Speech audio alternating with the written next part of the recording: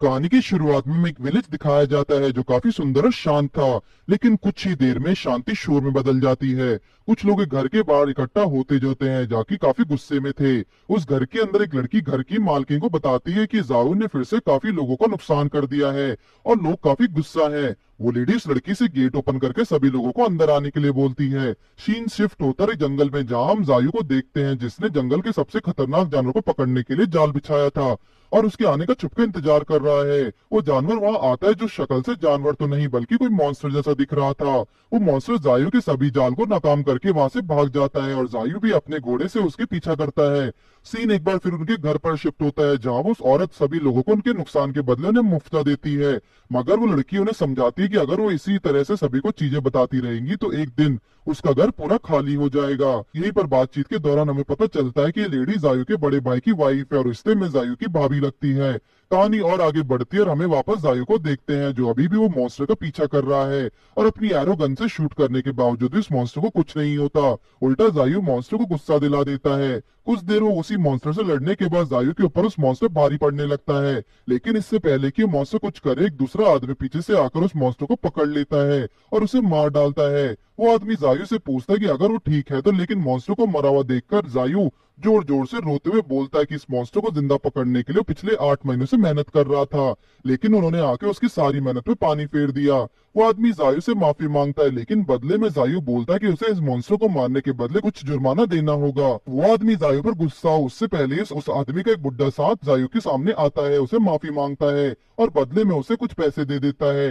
वो बुड्ढा आदमी जायु से उसका नाम पूछता है और साथ ही उसे पूछता है कि अगर वो किसी मो तायु नाम के आदमी को जानता हो। ये नाम सुनते ही जायु थोड़ा शोक में हो जाता है, लेकिन वो एक्सप्रेशन पाने पर फेस पर आने नहीं देता और उन्हें मना करके वहां से चला जाता है। इसके बाद वो दोनों आदमी मो तायु को ढूंढने के लिए किसी और जगह निकल पड़ते हैं। कुछ देर बाद जायु अपने घर पहुंचता है, जब उस मॉन्स्टर को देखकर उस लड़की की हालत की खराब हो जाती है। लेकिन जायु की भाभी पहले जायु की हालत देखकर उसके जख्मों पर दवाई लगाती है। जायु अपनी भाभी को बताता है कि उस बीज को पकड़ने के लिए भी उसे इसलिए हो गया था क्योंकि उसे मॉन्स्टर के लिवर से उन्हें अपने कुछ मेडिसिन बनानी थी। साथ ही जायु उन्हें उन दोनों आदमी के बारे में भी बताता है जो उसे मिले थे, जो उससे मोतायु यानी जायु के बड़े भाई के बारे में पूछ रहे थे। जाइनर जो कि जायु की भाभी हो बताते कि आज ही जायु के लिए उसके भाई का एक लेटर आया है, जो सुनकर जायु काफी खुश हो जाता है और भाग के अपने रूम में जाता है। उस लेटर को पढ़ता हुआ उस लेटर में वो मोतायु जायु को बताता है कि इस वक्त रॉयल प्लस में जहाँ वो किंग की सेवा कर रहा है उस जल्दी वापस आने वाला है। साथ ही वो जायु को भी एडवाइस करता है कि जायु अपनी पढ़ाई पर ध्यान दे, फालतू की मस्तियां ना करे। लेटर पढ़ने के बाद जायु काफी रिलैक्स फील करता है और आसमान की तरफ देखते हुए अपने भाई के बारे में सोचने लगता है।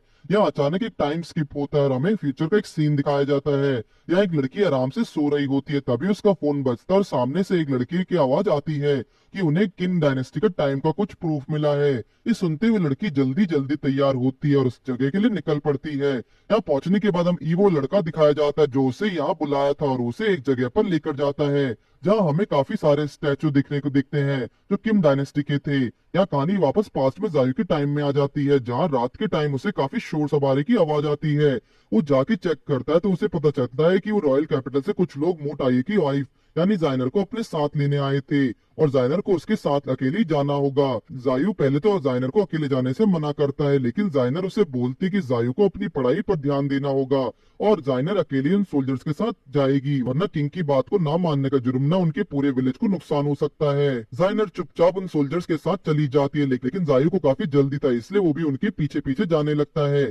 सोल्जर्स का पीछा करते हुए जायु उन पर अटैक भी कर देता है, जिसमें ईवा बुरी तरह से हारता है। उस सेना के सेनापति जायु को सोल्जर पर अटैक करने का जुर्म में अपने साथ रॉयल पैलेस ले जाने को मान जाता है और वो जाइनर और जायु दोनों को लेकर रॉयल पैलेस की तरफ निकल पड़ते हैं। ये सब चीजें दोनों आदमी देख रहे होते हैं जिन्हों जंगल में जायु से बात करते हैं, लेकिन वो इस मामले में कुछ नहीं करते हैं। अगले दिन रॉयल पैलेस जाते हुए जाइनर जायु को डांटती है और उसे सब करने की कोई जरूरत नहीं थी, जायु को इस पॉलिटिक्स में नहीं पढ़ना चाहिए। लेकिन जायु ने समझाता है कि वो जाइनर को अकेले नहीं छोड़ सकता, वरना अगर उन्हें कुछ भी हो जाता है तो वो अपना आपको कभी माफ नहीं कर पाएगा।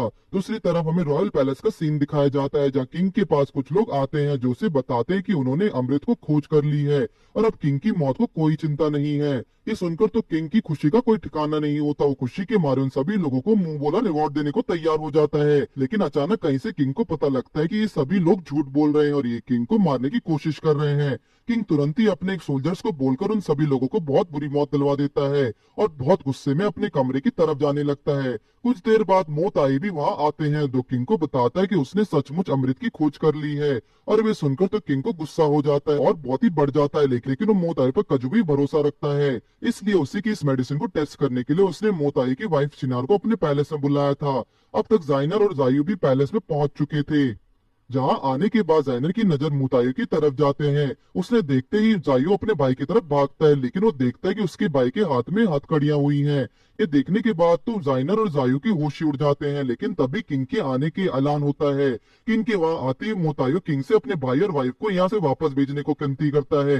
मगर किंग मोतायु से बोलता है कि अगर उसकी मेडिसिन सच में किसी को अमर बना सकती है तो मोतायु इतना डर क्यों रहा है। और अब उसकी इस मेडिसिन का एक्सपेरिमेंट उसकी वाइफ पर किया जाएगा और उन्हें जिंदा स्टैचू बना दिया जाएगा।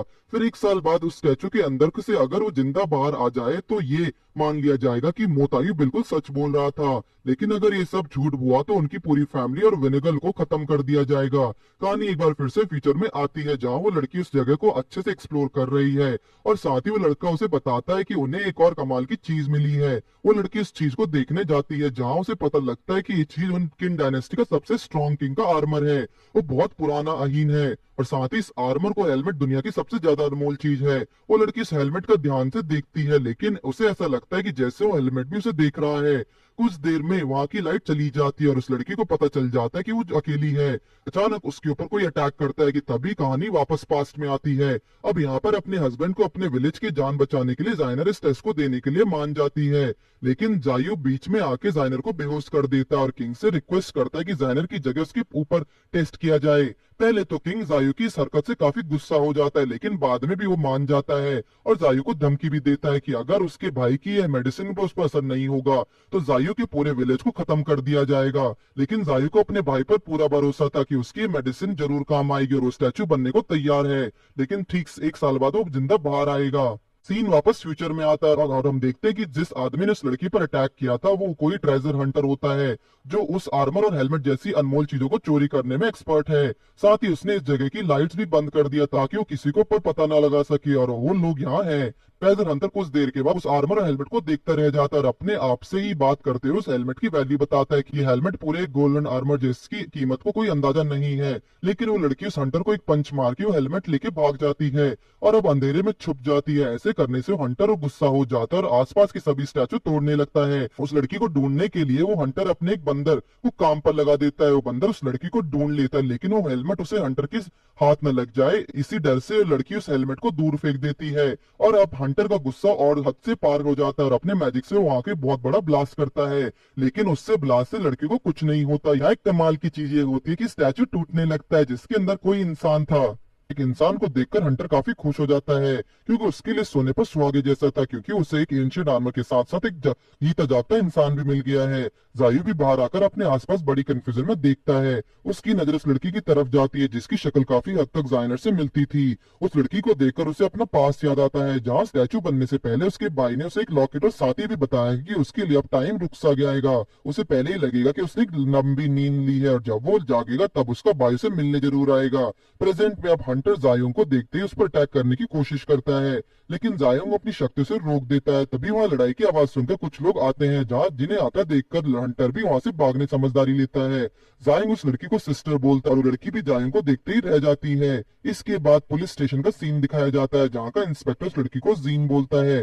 जीन इंस्पेक्टर को सारी कहानी बताती है, लेकिन इंस्पेक्टर के लिए इस बात पर यकीन करना मुश्किल था कि जायोंग कोई पुराने समय का लड़का था। जीन इंस्पेक्टर को बहुत समझाती है और इंस्पेक्टर बिना कुछ समझाए जीन और जायोंग को एक फाइन लेने के लिए लेता है। स्टेशन से बाहर आने के बाद जायोंग जीन को बार बार सिस्टर बोलता है, जिससे परेशान होकर जीन उसे वहीं छोड़ देती है और अपनी जान बचाने के लिए थैंक्स बोलकर वहां से चली जाती है। जायोंग भी इतनी एडवांस जगह को देखकर काफी हैरान हो, इसलिए वो जायोंग को पीछा करता है और जायोंग उससे पीछा छुड़वाने के लिए एक भीड़ भाड़ वाली रोड की तरफ चली जाती है और एक टैक्सी में बैठ जाती है। मगर जायोंग भी बहुत जिद्दी था, वो जायोंग का पीछा अभी भी नहीं छोड़ता है और पीछा करते करते वहां एक बहुत बड़ा ट्रैफिक जाम लगा देता है और एक एक्सीडेंट भी कर देता है। उसकी इस कारनामे की वजह से जीन को एक बार फिर पुलिस स्टेशन आना पड़ता है, जहाँ एक इंस्पेक्टर जीन को बड़े प्यार से समझाता है कि अपने ब्रदर का ख्याल रखे क्योंकि शायद उसकी दिमागी हालत कुछ ठीक नहीं है। जीन को उन्हें बार बार समझाती है कि ये उसका ब्रदर नहीं है।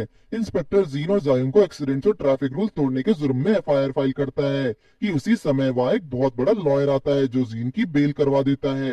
वो लॉयर बताता है कि उसे जायुंग कंपनी ने हायर किया है और जीन को बेल देने के लिए। हम देखते हैं कि जिन इस कंपनी का नाम सुनकर काफी गुस्सा हो जाती है और जायुंग को वहीं छोड़कर वहां से भाग चली जाती है। वो लॉयर जीन को एक बड़ी सी कार में बैठने को बोलता है ताकि उसे उसके घर छोड़ सके, मगर जीन उसे भी मना करके खुद ही अपने घर के लिए निकल पड़ती है। जायुंग अभी भी स्टेशन में ही था, इसलिए इंस्पेक्टर से जेल से बाकी कैदियों के साथ डाल देता है और अपनी सिस्टर का वेट करने को बोलता है। जायुंग भी उसकी बात मान लेता है, मगर अंदर जो कैदी होते हैं वो काफी खूंखार थे। उनमें से एक जायुंग को सामने आता है और उसे डांटने की कोशिश करता है, मगर उल्टा जायुंग उसे ही उल्टा फेंक देती है। जिसके बाद एक एक करके सभी की बुरी हालत कर देता है और उसे माफी भी मांगता है। जायुंग पूछता है कि वो अपनी सिस्टर को वहां ढूंढ सकता था, जिस पर उनमें से एक आदमी बोलता है कि उसके लिए पहले जायुंग को यहाँ से बाहर निकलना पड़ेगा। जायुंग ने सुनते ही खड़ा होता है और दीवार से सामने जाकर एक पंच मारता है, जिससे दीवार के टुकड़े हो जाते हैं और वहां से भाग जाता है। दूसरी तरफ हम जीन को उसके घर में देखते हैं जो जायुंग को भूलने की कोशिश कर रही थी, लेकिन उससे बार बार जायुंग की चिंता हो रही है। थोड़ी देर बाद उसकी चिंता इतनी ज्यादा बढ़ जाती है कि जिससे उसे पुलिस का कॉल आता है कि जायुंग जेल से भाग गया है और उसे भागने में कुछ गुंडों का हाथ है। असल में पुलिस को लग रहा था कि जायुंग एक मासूम लड़का, और इन लोगों ने उसे डरा धमके भगा दिया है। दूसरी तरफ हम जायुंग को देखते हैं जो पूरे टाउन में जीन को ढूंढ रहा होता है, लेकिन उसे वो कहीं नहीं मिलती। अब जीन से भी रहा नहीं जाता, वो भी जायुंग को ढूंढने के लिए अपने बिल्डिंग से नीचे आती है, लेकिन जैसे वो बाहर जाने लगती है उसकी टक्कर जायुंग से होने लगती है। जायुंग की हालत बहुत खराब थी, लेकिन जीन को देखते उसे सिस्टर बोलता है और वो भी बेहोश हो जाता है। जीन भी जायुंग को सही सलामत देखकर काफी रिलैक्स फील करती है और उसे लेकर अपने रूम में चली जाती है। सोते हुए जायुंग को एक सपना आता है जिसमें उसे अपनी सिस्टर जाइनर दिखाई देती है। उसे बोलती है कि जायुंग को हमेशा ख्याल रखेगी, फिर चाहे कैसा भी टाइम क्यों ना हो। जायुंग की नींद खुलती है और वो अपने आप को जीन के रूम में देखता है। जायुंग के लिए एक मॉडर्न स्टाइल अपार्टमेंट काफी अजीब चीज है। वो एक रूम से दूसरे रूम में घूम रहा था और जीन को ढूंढने के चक्कर में वो गलती से उसके बाथरूम में चला जाता है जहाँ जीन नहा रही थी और जायुंग को अचानक देखकर वो जोर से चिल्लाती है और उसे भगा देती है। अगले दिन टीवी देखते हुए न्यूज रिपोर्टर बताते हैं कि ट्रेजर हंटर को एक पुलिस इंस्पेक्टर के द्वारा पकड़ लिया गया है और हेलमेट को भी उनकी सही जगह पर रख दिया गया है। ये न्यूज देखने के बाद जीन काफी अपसेट हो जाती है। तभी जियोंग पीछे से जाता है, जिसे देखकर जीन काफी घबरा जाती है। जीन जायोंग को डांटती है कि एक चेंजिंग रूम है जहाँ लड़कों को आना मना है। साथ ही जायोंग शूटिंग के दौरान जीन से दूर रह रहा जोन से दूर रहने, वरना किसी को उन पर शक हो जाता है। इतना बोलकर जीन वहां से चली जाती है, लेकिन जाया वहीं खड़े होकर कल रात वाला इंसिडेंट याद करता है जब अरेस्ट होने से पहले उस हंटर ने बोला था कि दुनिया में और भी लोग हैं तो जायों को ढूंढने और जरूर आएंगे और तब उसे कोई बचा पाएगा। थोड़ी देर इस चीज को बारे में सोचने के बाद जायोंग अपने काम पर लग जाता है, मगर गलती से वो एक चेंजिंग रूम में चला जाता है जहाँ एक लड़की अपना कॉस्ट्यूम चेंज कर रही थी। वो लड़की जायोंग को देखती जोर से चिल्लाती है और जायोंग को जोरदार थप्पड़ मार के भगा देती है। जायोंग भी फटाफट अपनी जान बचा के वहां से निकलते हुए सोचता है कि हर बार उसी के साथ ऐसा क्यों होता रहता है। दूसरी तरफ हम जीन को देखते हैं जो डायरेक्टर के पास जा रही थी, लेकिन वहां पहले से एक लड़की मौजूद है जिसे देखकर कोई भी कह सकता है कि ये कोई बड़ी फिल्म स्टार है, जिसे डायरेक्टर भी बड़ी तमीज से बात कर रहे हैं। वो लड़की जीन की तरफ आती और जीन भी उसे तंगलीन बोलकर एड्रेस करती है, मगर टैंग उसे इग्नोर करके चली जाती है। अब डायरेक्टर कुछ बात करने के लिए जीन को बुलाते हैं। उसे बताते हैं कि एक बड़े मूवी प्रोड्यूसर ने अपनी नेक्स्ट मूवी के लिए जीन को साइन करने का डिसीजन लिया है और अगर जीन ये मूवी करती है तो सकाता की वो रातों रात कोई बड़ी फिल्म स्टार बन जाएगी। जीन काफी बड़े बड़े सपने सजा लेती है, लेकिन उसके एक पल के लिए उसके मन में ये ख्याल भी आता है कि ये अचानक से उसे मूवी कैसे मिल गई। डायरेक्टर जीन को लेकर अपने ऑफिस में आता है जहाँ एक आदमी पहले से उसका वेट कर रहा था। दूसरी तरफ हम जायोंग को देखते हैं जो अपने एक पार्टनर को बता रहा होता है कि कैसे एक लड़की ने उसे थप्पड़ मारा, जिसे सुनने के बाद वो लड़का बोलता है शायद उस लड़की का नाम टैंग जोडी होगा। जोडी भी एक जाइनर एक्टर है जो मूवीज की दुनिया में अपना एक अलग नाम बनाना चाहती है और वैंग लिंग की एक बॉडी डबल है, लेकिन वैंग लिंग उसकी कोई इज्जत नहीं करती। जायोंग को इस सुनकर जोडी के लिए काफी बुरा लगता है और जरूर डिसाइड करता है कि नेक्स्ट टाइम वो जोडी से माफी जरूर मांगेगा। कुछ देर बाद जायोंग एक रूम में आता है जहाँ काफी सारे वेपन रखे हुए थे जो शूटिंग में काम करते हैं। जायोंग उन वेपन्स को देखकर काफी इंप्रेस होता है, जिस पर लड़का जायोंग की क्यूरियोसिटी देखते हुए उससे एक दो वेपन्स दिखाता है। हालांकि वेपन्स नकली थे, मगर फिर भी इनका लुक और स्टाइल जायोंग को काफी पसंद आता है। सीन जायन की तरफ शूट होता है जिससे वो डायरेक्टर अपनी मूवीज के लिए शीन करने के लिए मना कर देता है। मगर कहीं ना कहीं जीन को ये सब बहुत जल्दी लग रहा था, फिर भी डायरेक्टर और प्रोड्यूसर को इतने फोर्स करने पर वो कॉन्ट्रैक्ट को बिना पढ़े ही साइन कर देता है। कुछ देर बाद वो प्रोड्यूसर डायरेक्टर को पैसों से भरा एक बैग देता है और पर्दे के पीछे से मिस्टर होंग बाहर आते हैं। होंग को देखते ही जीन समझ जाती कि ये सब होंग का एक प्लान है और वो जल्दी जल्दी ऑक्टोपस फाड़ने की कोशिश करती है। मगर होंग उससे पहले ही कॉन्ट्रैक्ट छीनकर जीन को समझाता है कि उससे अपने डैड पर थोड़ा यकीन करना चाहिए। यहीं हमें पता लगता है कि होंग कोई और नहीं बल्कि जीन के फादर हैं, वो जो कि काफी अमीर और पावरफुल आदमी है, इसलिए उन्होंने अपनी पोजीशन और पैसे की मदद से जीन को रोल दिलवाया है। जीन उनकी इस चालाकी से बिल्कुल खुश नहीं होती और उन्हें वही छोड़कर चली जाती है। होंग भी जीन के पीछे पीछे उसे समझाने जाते हैं कि ये सब जीन की भलाई के लिए किया जा रहा है। यहाँ पर हम जयोंग को देखते हैं जो जो टायर देख रहा होता है कि कैसे वैंगलिंग टैंग जोडी को अपने लेवल से नीचे देखते हुए, क्योंकि जोडी को भी अपना सपना था एक पॉपुलर एक्ट्रेस बनने का। वहीं पर जीन भी आ जाती है जो जायोंग के हाथ पकड़कर उसे वहां ले जाने लगती है। इस पूरे इंसिडेंट को हॉर्न देखते हैं, जिन्हें लगता है कि जीन जायोंग को डेट कर रही है, इसलिए वो जायोंग पर अटैक करता है, जिससे जायोंग आसानी से रोक लेता है। मगर होंग जायोंग को वार्निंग देते हुए कहता है कि उनकी बेटी से दूर रहे। जी अपने डैड को समझाती कि उन दोनों के बीच ऐसा कुछ भी नहीं है, लेकिन जब उसके डैड नहीं मानते तो उन्हें एक पंच करके चली जाती है। अब रात हो चुकी है और जायोंग घर की तरफ जाते हुए और अभी भी उन वेपन्स के बारे में सोच रहा होता है, तभी उसे किसी लड़की के चिल्लाने की आवाज आती है। हमें दिखाया जाता है कि कुछ लोग जोड़ी को रोककर उससे पैसे मांग रहे होते हैं, जिन्हें उसकी मॉम ने उसे उधार लिए थे, और अब उसकी मॉम पैसे लेके भाग गई है। जोड़ी उन्हें बहुत समझाती कि अभी उसके पास पैसे नहीं है, लेकिन वो लोग मानते नहीं है, जोड़ी के साथ जोर जबरदस्ती करने लगते हैं। यहीं पर जायोंग की एंट्री होती है, जो किसी बॉलीवुड की हीरो की तरह दिखता है। सभी गुंडों को अच्छे से खातिरदारी करने के बाद उन्हें वहां से भगा देती है। यहाँ पर जोड़ी काफी टूट चुकी थी, इसलिए वो जायोंग से बिना कुछ बोले वहां से भाग जाती है। भागते हुए उसे अपनी लाइफ, करियर, फैमिली सब याद आने लगते हैं, जिससे उसका मन काफी भारी हो जाता है और वो सड़क के किनारे बैठकर जोर जोर से रोने लगती है। लेकिन उसकी इस हालत पर उसे चुप कराने के लिए वहां कोई भी नहीं था। यहीं पर एक अमीर सा दिखने वाला आदमी आता है, जो जोड़ी को सहारा देते हुए और उसे एक रेस्टोरेंट में ले जाके अच्छा सा खाना खिलाता है और वाइन ऑफर करता है। जोड़ी को भी अच्छा लगता है कि कोई अनजान आदमी उसके लिए इतना कुछ कर रहा है, मगर वो इस बात से अनजान थी कि आदमी भी उसका फायदा उठाना चाहता है। उस आदमी ने जोड़ी की वाइन में कुछ डालकर उसे बेहोश कर दिया और अपने रूम में ले जाकर उसके साथ गलत करने के फिराक में था। सही समय पर जोड़ी को उस आदमी के असली इरादों का पता चल गया और उसने गुस्से में आकर उस आदमी को जान से मार दिया। अब जोड़ी की जिंदगी में एक और प्रॉब्लम आ चुकी थी, जिससे बचने के लिए उस होटल की विंडो से नीचे कूदकर सुसाइड करने की कोशिश करती है।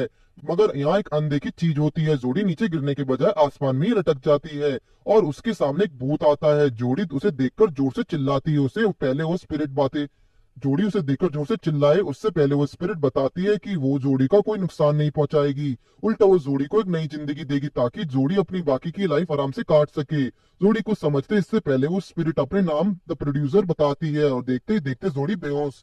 जोड़ी की आंखें आलीशान से कमरे के आलीशान से बेडरूम में ओपन हुई, जहां वो मिरर देखती है और देखकर उसकी आंखें फटी की फटी रह जाती है, क्योंकि अब वो टैंग लिंग की बॉडी में आ जाती है। सीन शिफ्ट होता है एक चर्च की तरफ, जहां एक आदमी अपने साथ दो लोगों को लेकर अपने बॉस के पास मिलवाने लाता है। इस आदमी का नाम बाई जुफोंग था और उसके साथ आए दो लोगों में एक वो ट्रेजर हंटर भी है, जिसके साथ जो दूसरा आदमी था उसका नाम वुल्फ था। बाई जुफोंग उन दोनों को अपने बॉस के पास मिलाने लाया था, जो दोनों अपने बॉस को जायोंग के बारे में बताते हैं। उनका बॉस हंटर को बोलता है कि वो दोनों ही एक नंबर के गधे हैं, जिन्होंने अपनी मर्जी से काम करने की सोची है। थोड़ी देर में बात करते हुए बॉस उन दोनों को समझाते हैं अगर वो दोनों उसके लिए काम करेंगे तो जायोंग के बदले में उसे अच्छा खासा पैसा देगा। इन्हीं बातों के बाद वो दोनों वहां से चले जाते हैं। भाई जुफोंग अपने बॉस से पूछता है कि उसे जाफुंग में इतना इंटरेस्ट क्यों है, जिस पर बॉस हल्का सा स्माइल करता है। वो बॉस भाई जुफोंग को बताता है कि उसे खबर मिली है कि प्रोड्यूसर द स्पिरिट आज ही इसी टाउन में है। तो ये सुनकर उसके फेस पे काफी गुस्सा आता है। सीन शिफ्ट होता है शूटिंग लोकेशन पर, जहाँ जीन और जायुंग शूटिंग के बारे में बात कर रहे थे। तभी पीछे से मिस्टर होंग जायुंग को किक करने की कोशिश करते हैं, जिससे जायुंग आराम से डॉज कर लेता है, मगर इससे जीन की उसे बहुत गुस्सा आता है और वो नाराज होकर वहां से चली जाती है। होंग भी जीन को मनाने उसके पीछे पहुंचे जाता है। जियोंग वहां अकेले रह जाता है, तभी वहां लिंग आ जाता है, जो असलियत में जोड़ी है। हमें कल रात का एक सीन देखते हैं जहाँ जोड़ी काफी कंफ्यूज है कि इस बॉडी में कैसे आ गई। तभी वैंग की कुछ असिस्टेंट उसे उसका कल का प्लान बताती है। यहाँ पर जोड़ी को भी समझ आ गया कि ये वही नई जिंदगी है जिसकी बात प्रोड्यूसर ने की थी, इसलिए अब उसे उसकी जिंदगी को जीते हुए अपने सपनों को पूरा करना है। उन दोनों की बात चल रही थी, तभी वहाँ एक फरारी आ जाती है, जिसमें से काफी हैंडसम सा लड़का बाहर आता है, जिसका नाम माँ है, जो कि एक जनमाना फिल्म स्टार है। साथ ही वैंग लिंग का बॉयफ्रेंड भी है। माँ वांग को देखते ही उसके पास आ जाते हैं। माँ वांग को देखकर उसके पास आ जाता है और उसे किस करने की कोशिश करता है, मगर वैंग माँ से छुपाते हुए जियोंग के पीछे खड़ी हो जाती है। ये देखकर माँ को काफी जलन होती है और इसलिए वो पहले तो वो जियोंग की शक्ल का मजाक बनाता है। जैसे से पता लगता है कि वॉक्स इनका दोस्त है, माँ जियोंग को 5 लाख का चेक दो देकर शो ऑफ करता है, मगर उसका चेक मिस्टर होंग ले लेते हैं क्योंकि माँ का डैड ने कुछ सालों पहले होंग से कर्जा लिया था जिससे वो चुका नहीं पाए थे, तो ये पैसे उसके इंटरेस्ट के होंगे। माँ को मिस्टर होंग का एटीट्यूड बिल्कुल पसंद नहीं आता, इसलिए वो दोनों ही एक दूसरे के सामने अपनी महंगी महंगी चीजों का शो ऑफ करने लगते हैं। लास्ट में माँ अपनी फरारी का शो ऑफ करता है, लेकिन मिस्टर होंग उसकी कार को अपने हॉर्स में तुड़वा देते हैं। इन सब के बाद वो सभी अपनी न्यू शूटिंग लोकेशन पर जाते हैं, जिससे मिस्टर होंग ने पसंद किया था। जीन को ये जगह पसंद नहीं आती, मगर डायरेक्टर बताते हैं कि ये लोकेशन एक नेचुरल सीनरी के लिए बिल्कुल परफेक्ट है। थोड़ी देर बाद जीन अपने डायलॉग याद कर रही थी, जहां उसे इस बार एक हिस्टोरिकल डायलॉग बोलने थे, जिसमें हेल्प करवाने के लिए जियोंग भी वहां मौजूद था। तभी वहां वही लड़का आ जाता जिसे हम सबसे पहले दिखाया गया था, और वो जीन को उस आर्मर और हेलमेट को दिखाने के लिए ले गया था। यहाँ पर वो जीन से पूछता कि जियोंग कौन है, जिस पर जीन उसे सारी कहानी बताती है, लेकिन लड़के को अभी उसकी बातों पर यकीन नहीं हो रहा था। यहाँ वो लड़का जियोंग से कंफर्म करने के उसके क्लैन का नाम पूछता है, जिससे सुनकर उसे भी कंफर्म हो जाता है कि जियोंग सच बोल रहा है। जियोंग उसे पूछता है कि हिस्ट्री में उसके भाई का नाम भी कहीं नहीं है। जरूर होगा, जिसमें आता है कि मोतवाई नाम के किसी भी इंसान को हिस्ट्री में कोई नामो निशान भी नहीं है। साथ ही नो क्लैन को सभी लोगों को तो उस टाइम के किंग ने ही मारने का ऑर्डर दे दिया था, इसलिए वो क्लैन पूरी तरह से खत्म हो चुका था। ये सुनने के बाद तो जियोंग के पैरों के नीचे से जमीन खिसक जाती है। उसे समझ नहीं आता कि किंग ने ऐसा ऑर्डर क्यों और किसके कहने पर दिया, क्योंकि उन्होंने जियोंग से वादा किया था कि वो उसके लोगों को कोई नुकसान नहीं पहुंचाएगा। यही सीन पास्ट में शिफ्ट हो जाता है, जहां हमें मोतवाई को उसी आदमी के साथ दिखाया जाता है जो सबसे पहले उसे ढूंढ रहा था।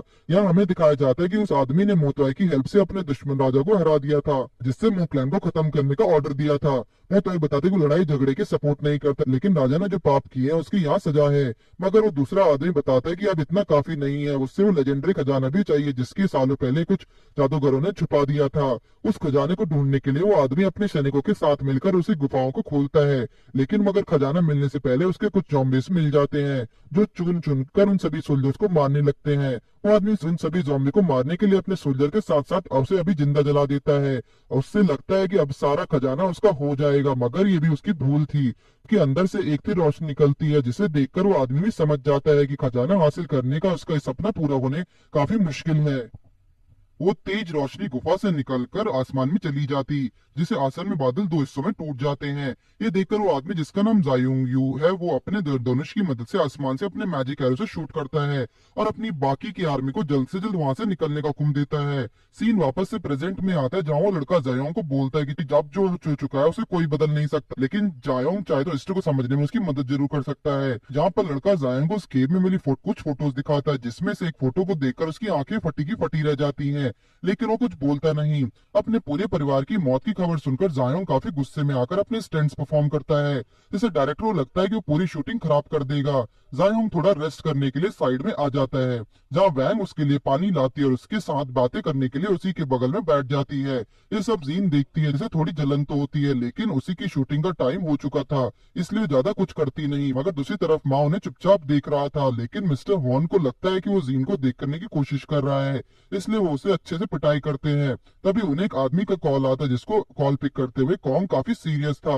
वो आदमी होंग को मिलने के लिए बुलाता है। होंग उसे आदमी से तुरंत मिलने के लिए उसके ऑफिस में जाते हैं, मगर उसके फेस एक्सप्रेशन से ऐसा लग रहा है कि जैसे वो उस आदमी से काफी चिढ़ते हैं। हम देखते हैं कि येलो बालों वाला आदमी मिस्टर होंग को देखते ही पहले तो काफी मजाक के मूड में होता है, मगर होंग उसे सिर्फ काम की बात बताने को बोलता है। उस आदमी का नाम जूंग होता है, जो एक डिटेक्टिव एजेंसी चलाते हैं। साथ ही उसे पेपर से चीजें बनाने का काफी शौक भी है, जो होंग को बिल्कुल पसंद नहीं। असल में होंग ने उसे हंटर की जानकारी निकलवाने को कहा था, जिससे उसकी बेटी पर अटैक किया था। थोड़ी देर यूं की हंसी मजाक करने के बाद जोंग उन्हें सारी इन्फॉर्मेशन दे देता है। जोंग मिस्टर होंग की पर्सनल लाइफ में ज्यादा ही दखलबाल कर रहा था, इसलिए मिस्टर होंग को पहले तो थोड़ा गुस्सा आता है, लेकिन वो अपने गुस्से को सामने रखी टेबल पर निकालकर वहां से चले जाते हैं। दूसरी तरफ माँ अपनी ऑफिस में मिस्टर होंग को एक पोस्टर पर एरो से शूट करने पर अपना गुस्सा ठंडा कर रहा होता है। माँ का मैनेजर उसे बताता है कि होंग सिर्फ कोई अमीर या अड़ियल इंसान नहीं है, बिल्कुल अपनी जवानी के दिनों में वो एक गैंगस्टर हुआ करता था, जिसने सिर्फ अपने हाथों के दम पर बड़ी बड़ी फाइट्स को जीता था।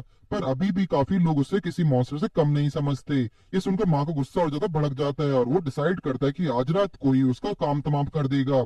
नेक्स्ट सीन में हम जीन को देखते हैं जो छत पर आई थी जियोंग से मिलने के लिए, जहाँ जाकर वो बिल्कुल हैरान थी क्योंकि यहाँ का माहौल बिल्कुल किसी विलेज की तरह था। जायोंग ने बहुत कम टाइम में उस जगह को अपने रहने लायक बना लिया था। जीन देखते कि जायोंग अभी वहां नहीं है, लेकिन उसके टेंट के अंदर काफी सारी हिस्ट्री और एग्रीकल्चर की बुक्स है, साथ ही एक पर्सनल डायरी भी। पहले तो उसे किसी की पर्सनल डायरी पढ़ने में शर्म आती थी, लेकिन बाद में एक्साइटमेंट में उसे पढ़ ही लेती है। जैसे शुरुआत में काफी पेजेस पर जीन की तारीफ की हुई थी, लेकिन जैसे जैसे वो बुक को आगे पढ़ती है उसे समझ आता है कि जायोंग काफी दिनों से उस केव में जाकर इन्वेस्टिगेशन कर रहा है। जैसे वो यहाँ आया था और वो बुक को देखकर ऐसा लग रहा है कि जैसे वो किसी चीज को ढूंढ रहा है। इसी बात की सच्चाई पता लगते ही लीन खुद ही उस लोकेशन पर चली जाती है। काफी रात हो चुकी है और उसे डर भी लग रहा है कि मगर हिम्मत करते हुए धीरे धीरे आगे बढ़ती है। उसे एहसास होता है कि उसका कोई पीछा कर रहा है और उसका अंदाजा बिल्कुल सही था क्योंकि आदमी उसका पीछा कर रहे हैं और वो खुद की डैड है। उन्हें वहां देखकर जीन समझ जाती है कि वहाँ क्या चल रहा है, लेकिन तभी वो अपने दोस्त को भी वहीं देखती है जो उसे मिलने आता है। यहाँ पर अब जीन की समझ आता है कि इधर क्या चल रहा है, जिस पर उसके डैड उसे समझाते हैं कि सब वो जीन के बड़े भाई जीन फैंग को ढूंढने के लिए कह रहे हैं, जो 7 साल पहले एक ट्रेजर हंटिंग करने गया था लेकिन अचानक से गायब हो गया और आज तक मिस्टर होंग भी अपने कनेक्शंस का यूज करके उसे नहीं ढूंढ पाए। और जीन का फ्रेंड इन सब चीजों से इसलिए शामिल है क्योंकि जीन के भाई के साथ साथ वो भी इस हंट पर गया था, लेकिन वो अकेले जिंदा वापस आया और जीन का भाई कहीं गायब हो गया। सारी बातें सुनने के बाद जीन को समझ आता है कि इन सब चीजों में जायोंग का रोल है। तभी हम जायोंग को दिखाया जाता है जो रॉक पे बने निशान को बड़े गौर से देख रहे थे, जैसे वो उस निशान के सालों से जानते हैं। ऐसा इसलिए क्योंकि वो सच में उसे साइन को जानता था, क्योंकि निशान उसी के भाई की निशानी है। जायोंग के क्लैन को हर मेंबर के पास एक स्पेशल साइन होता है और ये साइन उसके भाई का था। साथ ही साथ जगह से जीन का भाई गायब हुआ था, उसे जगह भी ये सही निशान था। अब जीन को समझ आता है कि उसके भाई का गायब होने और जियोंग का क्या रिश्ता है, और अब जायोंग की हेल्प से वो लोग जीन के भाई को ढूंढने की कोशिश कर रहे हैं। दूसरी तरफ में भी वैंग लिंग को फोन करके पूछता है कि वो कहाँ है, जिस पर वो बता देती है कि अभी शूटिंग खत्म नहीं हुई है और वो लोकेशन पर ही है। माँ उसे वहीं रुकने को बोलकर फोन रख देता है और उसकी आवाज से साफ है था कि उसके इरादे बिल्कुल नेक नहीं है। यहाँ पर फिर से हम जीन को देखते हैं जो इस बात से बिल्कुल खुश नहीं था कि उसके भाई को ढूंढने के लिए उसके डैड और फ्रेंड जायोंग का यूज कर रहे हैं, जिस पर मिस्टर होंग उसे समझाते हैं कि ये प्रॉब्लम उसकी सोच से काफी बड़ी है, इसलिए उसे इस मामले में दखलंदाज नहीं करना चाहिए और यहाँ से चले जाना चाहिए। तब यहाँ एंट्री होती है वुल्फ की, जिससे जायोंग और जीन को किडनैप करने का ऑर्डर मिला है। उसे देखते मिस्टर होंग जीन को यहाँ से जल्द भागने को कहते हैं, मगर जीन अपने डैड को अकेले नहीं छोड़ना चाहती, जिससे सुनकर होंग स्माइल करते हुए और बोलते हैं कि उन्हें कुछ नहीं होगा क्योंकि ये छोटे मोटे गुंडे उन्हें नहीं हरा सकते हैं। अपनी इतनी बड़ी बेइज्जती सुनने के बाद वुल्फ भी शांत नहीं रहता और मिस्टर होंग पर अपने पंच से अटैक करता है, लेकिन होंग उसे डॉज कर लेता और वुल्फ हंसते हुए बोलते हैं कि उसे अपने सीनियर से सुना है कि होंग एक ताकतवर वॉरियर है जिन्होंने अपने दिनों में सभी दुश्मनों बिना किसी वेपन के यूज के हरा दिया था। ये सुनकर होंग भी अपने सीरियस मोड में आ जाते हैं और अपने रेड स्कार्फ को एक वेपन की तरह यूज करके उस वुल्फ को अच्छे तरीके से सबक सिखाते हैं। अपने डैड को इस रूप में पहली बार देखने के बाद जीन अभी भी कंफर्म हो जाती है कि उसके डैड बिल्कुल सीरियस है, इसलिए अब उसे जियोंग की चिंता होती है और वो अब उसे ढूंढने के लिए भागती है। दूसरी तरफ जियोंग को एक स्टोन मिलता है जिसके आसपास उसके क्लैन का सिंबल्स जो है, जिसे देखकर उसे समझ आ जाता है कि यही वो जगह है जहाँ से कोई भी टाइम में आगे पीछे जा सकता है। वो उस जगह की छानबीन कर रहा था कि तभी वहां जाओंग आ जाता है। जाओंग को अपना इंट्रोडक्शन देते हैं, मगर जायोंग उससे पूछता है कि वो कौन है और यहाँ क्या कर रहा था। इस पर जोंग बताता है कि वो एक विजिटर है जो सिर्फ यहाँ घूमने आया है। इतना बोलकर वहां से चला जाता है क्योंकि जोंग जियांग को परेशान नहीं करना चाहता था। एक सीन में हम हंटर को यहाँ देखते हैं जो जियांग को ढूंढ रहा है। अगले सीन में हमें मिस्टर मा का दिखाया जाता है जो वांग लिंग और जियांग को ढूंढ रहा है, और जब उसे वो दोनों नहीं मिलते हैं तो वो शूटिंग लोकेशन पर तोड़फोड़ शुरू कर देता है। तभी वांग लिंग वहां आती है मगर माँ उससे अच्छे से बिहेव नहीं करता, जिस पर वांग उसे खास के थप्पड़ मार देती है और गुस्से में आकर और भी ज्यादा तोड़फोड़ करना शुरू कर देता है। हम दोबारा से जियोंग को देखते हैं जिससे उन सिंबल्स को समझ लिया था और अपनी फायर पावर्स का यूज करते ही उसके सामने एक होलोग्राम एक्टिवेट हो जाते हैं और उसके सामने एक बड़ा सा गेट प्रकट होता है। एक तरफ जीन थी जो हर जगह सिर्फ जायोंग को ढूंढ रही थी और उसके फ्रेंड भी उसके पीछे पीछे चल रहा था। तभी उसे पीछे से हंटर अटैक करता है। जीन उसे संभालती है लेकिन हंटर बोलता है कि इस बार जीन के साथ जियोंग भी नहीं है, इसलिए इस बार वो अपना बदला जरूर ले लेगा। हंटर जीन पर अपने चूहों से हमला करवाने वाला था कि तभी जियोंग वहां आता है और अपने पेपर मैजिक से हंटर के हाथ में आग लगा देता है। यहाँ पर अब हंटर बिल्कुल चिढ़ चुका था क्योंकि जब भी जियोंग का किडनैप करने वाला होता है कि कोई ना कोई आकर उसकी जान बचा लेता है। अभी भी जियोंग जीन को यहाँ से दूर चले जाने को चले देता है क्योंकि वो इस हंटर को अकेले ही संभाल सकता है। जीन आकर जीन को ढूंढे और उससे इस बारे में सब बताए। जीन वहां से भागने शुरू कर देता है। हंटर उसके पीछे पीछे चूहों को छोड़ता है, मगर जोंग अपने पेपर मैजिक से कैट को बनाता है और उन चूहों को उनकी नानी याद दिला देती है। दूसरी तरफ जियोंग को उस दूर के ऊपर एक खाली स्पेस दिखाई देता है जो बिल्कुल उतनी ही बड़ी थी जितना बड़ा उसके गले का लॉकेट। जियोंग को समझ आता है कि पक्का कहीं ना कहीं इसे डोर का बनने वाले उसके भाई ही है, जिन्हें पता था कि एक ना एक दिन जियोंग उस डोर को जरूर ढूंढ लेगा, इसलिए उन्होंने उस वो लॉकेट दिया था। जियोंग उस लॉकेट को उस जगह फिट करता है, तभी वहां एक तेज रोशनी आ जाती है। तो उस तेज रोशनी के इम्पैक्ट से सभी लोग जो भी अभी तक इस कहानी का हिस्सा रहे थे वो अचानक से टेलीपोर्ट हो जाते हैं। हालांकि किसी को भी ये नहीं पता होता कि वो कहाँ जा रहे हैं, क्योंकि रोशनी उन्हें अपने वहां ले जाती है जहाँ उन्हें होना चाहिए था। अगली सीन में हम एक पास्ट का सीन देखते हैं जो कि लियू किंगडम का होता है। ये सीन पास्ट में हो चुके घटना का है, मगर इस बारे में पास्ट में हमारे प्रेजेंट से आए लोगों की भी हिस्सेदारी होगी और उनके रोल क्या होगा ये हमें आगे दिखाया जाएगा। स्टोरी में आगे बढ़ते हुए हम किंग लियू को देखते हैं, जिसने मिलने के लिए जियांग चेंग नाम का एक बुड्ढा आता है। उसे देखते किंग लुई काफी खुश हो जाते हैं और उसका पूरी इज्जत और सम्मान के साथ अंदर आदर सत्कार करते हैं। जिंग चैन को यहाँ आने का मकसद सिर्फ इतना था कि वो किंग लियू को किंग जियांग उसके साथ एक शांति समझौता करने के लिए बुलाते हैं। किंग लियू काफी खुश होते हैं क्योंकि जियांग लू जैसे राजा के साथ उसकी दोस्ती का होना एक बहुत बड़ी बात है। तभी जियोंग भी खुद को वहां पाता है, लेकिन वो वहां कैसे आया उसे खुद भी पता नहीं था। आसपास की सिचुएशन को समझने के बाद जियोंग को सब समझ में आ जाता है। उसे याद आता है कि इस इंसिडेंट के बारे में उसने बुक्स में पढ़ा था और यहाँ पर किंग लियू को किंग जियो का ही ऑफर जवाब में आता है। तो हकीकत में वो कोई शांति समझौता नहीं था, बल्कि किंग जोंग का किंग लियू को मारने की कोशिश की थी, मगर किंग लियू उसके हमले से बच गए थे। यहीं पर जियोंग को ये भी समझ आता है कि वो अभी किंग लियू का पर्सनल असिस्टेंट का रोल प्ले कर रहा है और उसे इसी तरह बाकी सभी लोग भी फिलहाल कुछ ना कुछ यहाँ किसी न किसी के रोल में फंसे पड़े हैं।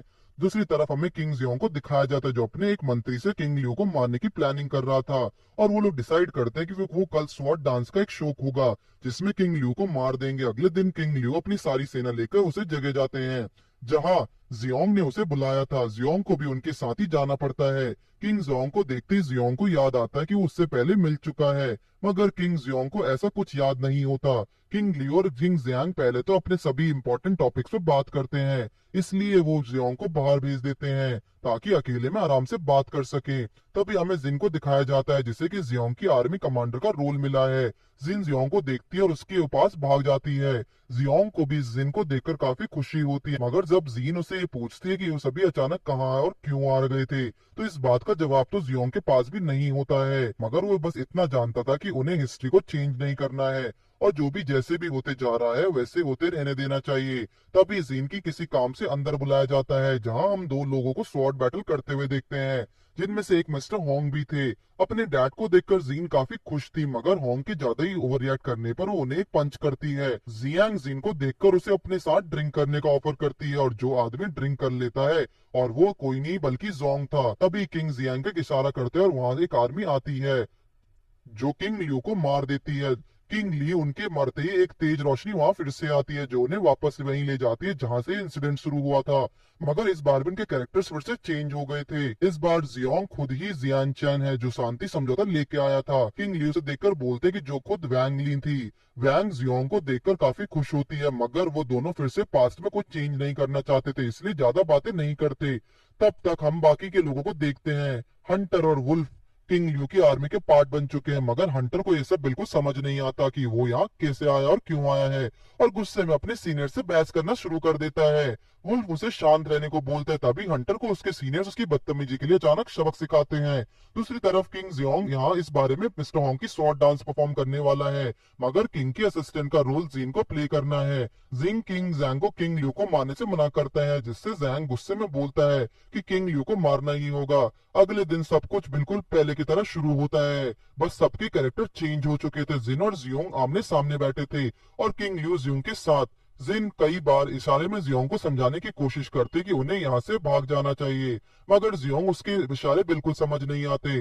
तभी स्वॉर्ड डांस शुरू होता है जो कि मिस्टर होंग और हंटर के बीच हुआ था। जियोंग को फाइनली जीन के इशारे समझ आ जाते हैं और वो किंग लियू को प्रोटेक्ट करने की पूरी कोशिश करता है, मगर आखिर में किंग जैंग किसी तरह इस बारे में भी किंग लियू को मार देता है और ये सारा सिलसिला एक बार फिर से शुरू होता है। दूसरे सीन में हमें फ्यूचर का सीन दिखाया जाता है जहाँ जीन के दोस्त इस बारे में छानबीन कर रहे थे कि अचानक उसकी आंखों के सामने से सभी लोग कहाँ गायब हो गए। काफी इन्वेस्टिगेशंस करने के बाद भी जब उसे कुछ नहीं मिलता तो वो बिल्कुल परेशान हो जाता है।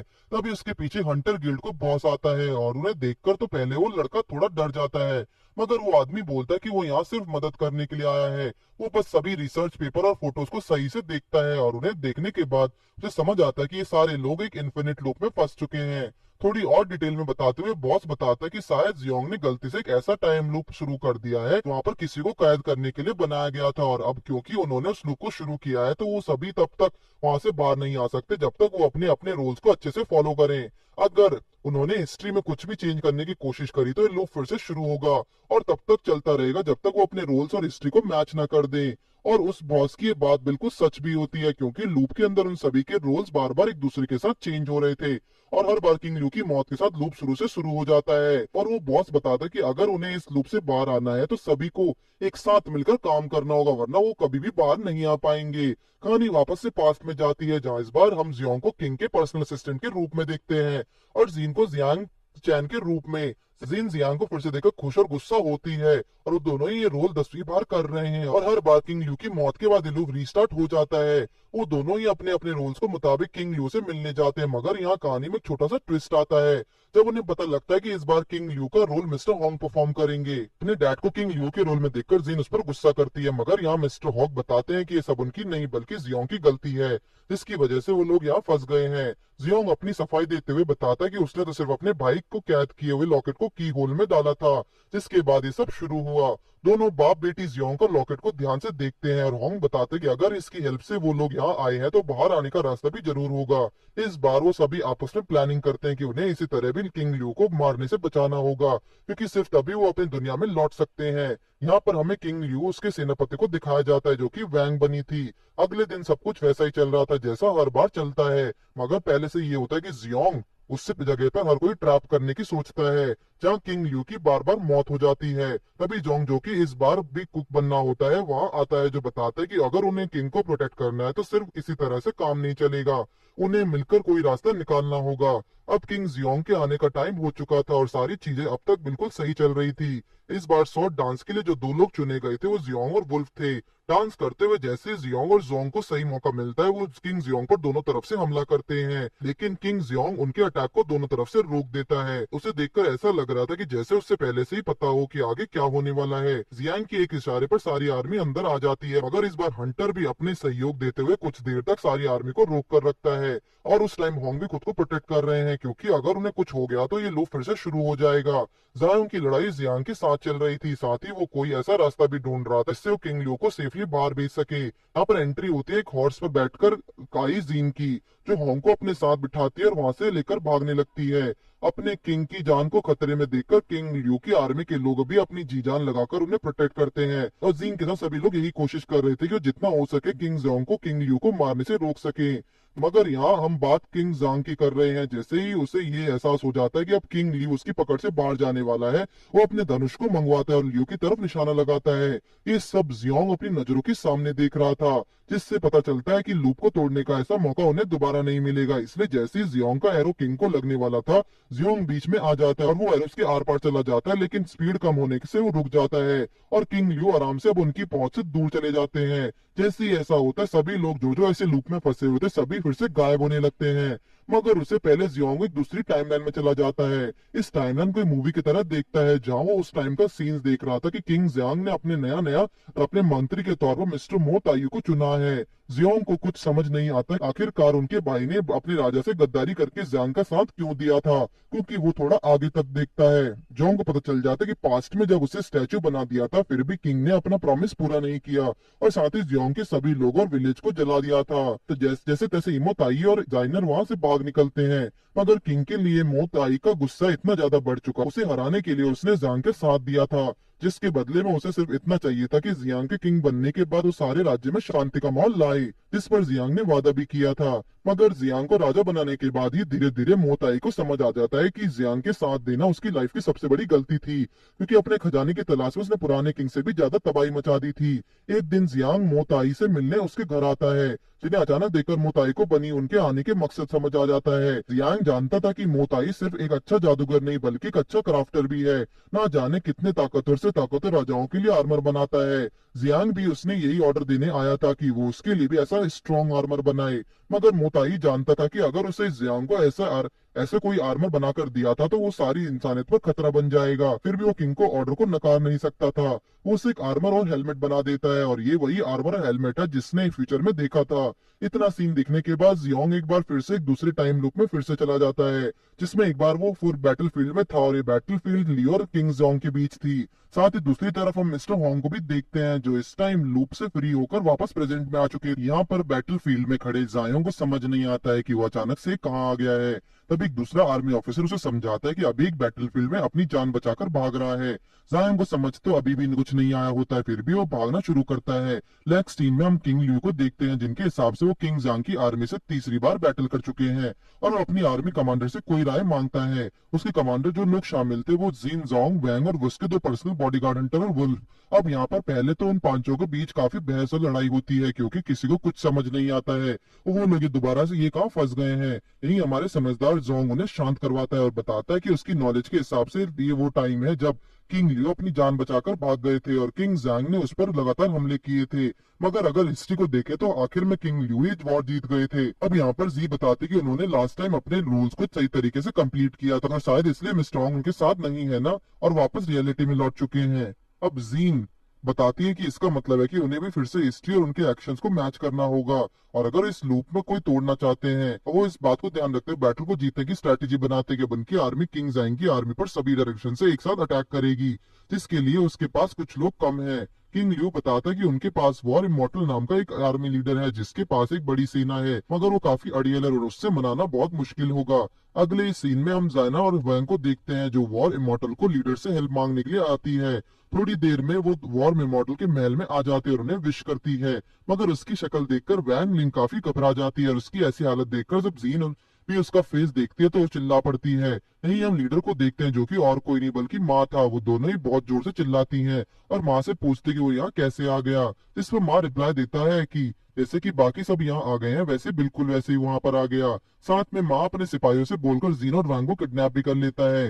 दूसरी तरफ हम जियांग को देखते हैं कि उस बैटलफील्ड से भागकर यहाँ तक आ चुका है। उसके साथ कुछ और लोग भी होते हैं जो उसे न्यू मेंबर समझकर सारी कहानी बताते हैं, और साथ ही ये भी अब उन्हें सीधे दूसरी फाइट के लिए वॉर इमॉर्टल की तरफ से लड़ना है।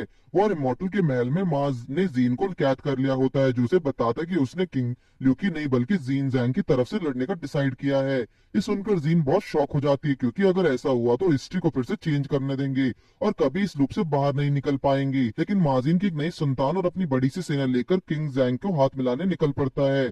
साथ ही अपनी खुद की सिक्योरिटी के लिए एक बहुत बड़ा पिलर बनवाता है, ताकि दुश्मन को एरो से छू ना सके। जिन अभी भी उससे बार बार मना कर रही थी कि ऐसा करने से वो हिस्ट्री को बदल रहा है, मगर माँ के सर पर सिर्फ राजा बनने से भूत सवार था। कुछ देर बाद उन्हें जिंग जैंग की आर्मी दिखाई देती है। माँ को लगता है कि किंग जैंग ने उनकी डिमांड्स मान ली है, मगर कुछ उल्टा ही हो जाता है। जब किंग जैंग की आर्मी माँ की आर्मी पर सरप्राइज अटैक कर देती है तो एक एक करके सभी लोगों को मारने लगता है। जियांग को खुद भी वॉर इमॉर्टल की साइड से लड़ रहा था, वो जीन को नोटिस करता है। यहाँ अब माँ भी हार नहीं मानता और अपनी आर्मी को भी अटैक करने के लिए ऑर्डर देता है।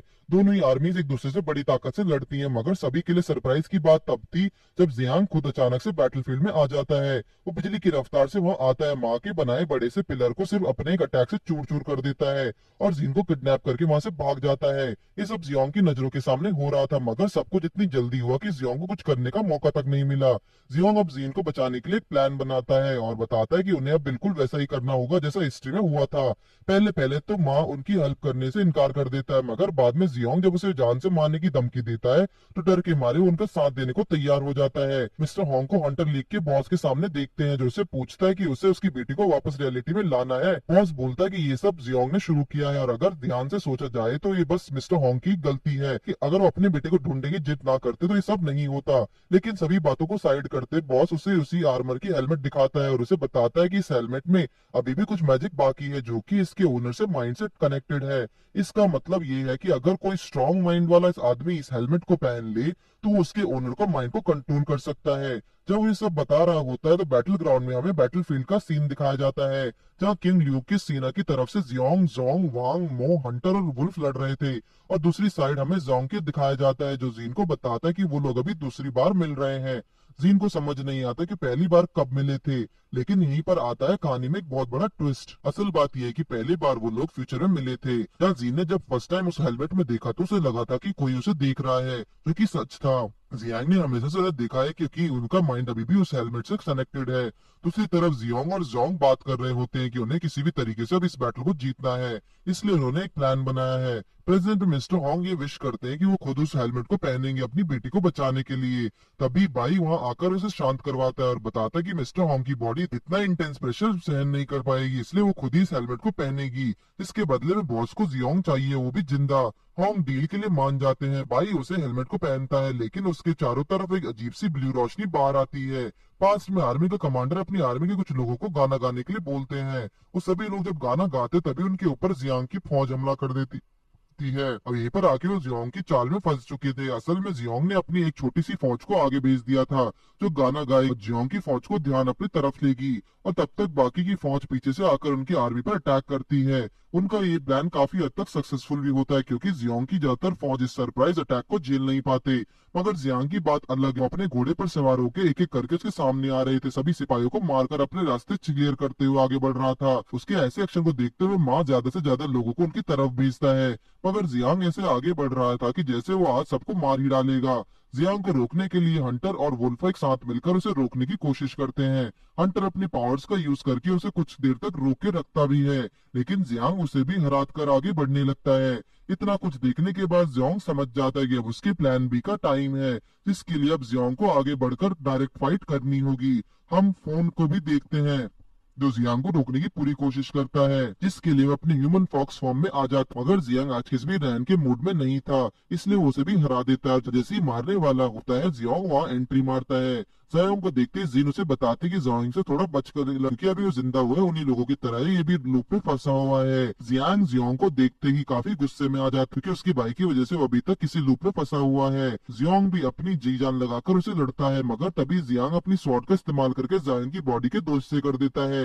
सबको लगता है कि अब जियांग को अंत हो चुका है, लेकिन हम देखते हैं कि वो एक पेपर क्लोन था जिससे जियांग ने अपनी पावर्स का यूज करके बनाया था। और जैसे जियांग का धन्यता है, रियल जियांग वहां आकर जीन को बचा लेता है। जीन को बचाते के वहां भी अपनी बाकी बची हुई आर्मी को जियांग पर अटैक करने के लिए भेजता है। अब तक इन सभी इंसिडेंट से जियांग बहुत परेशान हो चुका है, इसलिए अपने फाइनल अटैक ब्लैक होल का यूज करता है, और देखते ही देखते यहाँ हर एक चीज को मिटने लगा। इस बात का अचार फ्यूचर में बाई को भी लग जाता है, जिसके माइंड अभी भी जियांग से कनेक्टेड था।